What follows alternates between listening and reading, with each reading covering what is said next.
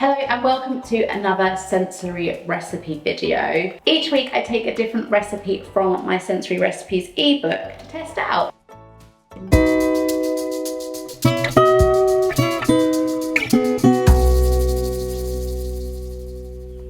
Today I'm making taste safe chia seed slime. For this recipe, you will need some food colouring, some chia seeds, some containers, and some water. First of all, pour 2 cups of water into your container.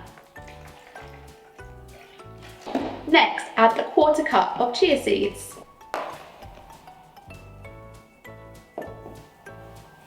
Add a few drops of food colouring.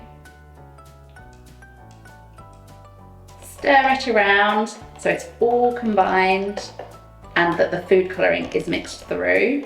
Put the lid on and leave in a fridge overnight. I'm going to repeat the process using lots of different colours so they're ready for some fun sensory play tomorrow.